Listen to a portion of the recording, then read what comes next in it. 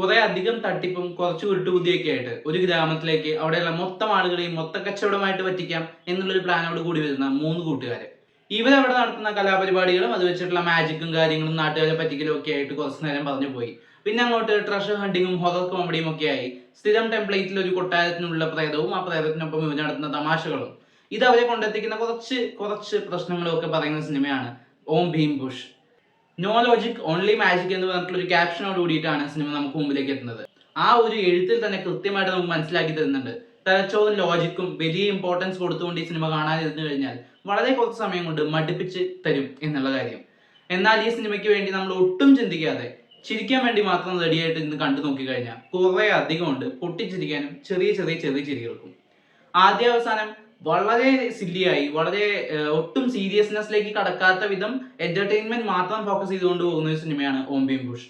ഒരു ഹൊറർ കോമഡിയിലേക്ക് തിരിയുമ്പോൾ മാത്രമാണ്, അല്ലെങ്കിൽ ആ ഒരു ഹൊറർ കാര്യത്തിലേക്കും ഫ്ലാഷ് ബാക്കിലേക്കും അവസാനം കുറച്ചു നേരം പോകുമ്പോൾ മാത്രമാണ് ഒരു ഇത്തിരി സീരിയസ് ടോണിലേക്ക് സിനിമ നടക്കുന്നത്.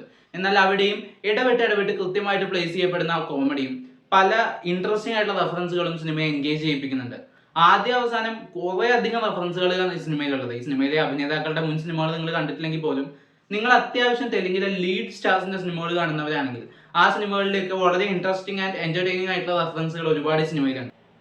പലയിടത്തും അവിശ്വസനീയതയ്ക്ക് അപ്പുറം പോകുന്ന വിശ്വസനീയമേ അല്ലാതാവുന്ന കാഴ്ചകളും കുറെ അധികം എന്റർടൈനിങ് ആയിട്ടുള്ള ട്വിസ്റ്റുകളും ഒക്കെ കൊണ്ടുവരുമ്പോഴും ഈ സിനിമയുടെ തിരക്കഥയെ വളരെ ഡിഫറെന്റ് ആയിട്ടുള്ള ഒരു ട്രീറ്റ്മെന്റ് അവർ കൊടുത്ത് അപ്രോച്ച് ചെയ്തിട്ടുള്ളത് പേഴ്സണലി എനിക്ക് വളരെയധികം ഇഷ്ടപ്പെട്ടു.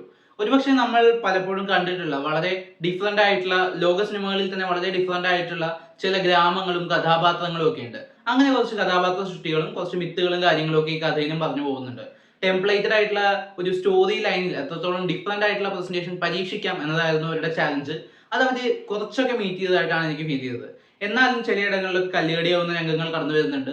തമാശ ചിലയിടങ്ങളിൽ നല്ല രീതിക്ക് വർക്ക്ഔട്ട് ആവുകയും ചിലയിടങ്ങളിൽ വളരെയധികം എന്താണിതെന്ന് തോന്നിപ്പിക്കുന്ന രീതിയിൽ കുറച്ച് മടുപ്പിക്കുന്ന രീതിയിൽ പോവുകയും ചെയ്തിട്ടുണ്ട്. അതുകൊണ്ട് തന്നെ ഈ സിനിമ ഒരു കംപ്ലീറ്റ് സാറ്റിസ്ഫാക്ഷൻ തന്നോന്ന് ചോദിച്ചാൽ ഇല്ല.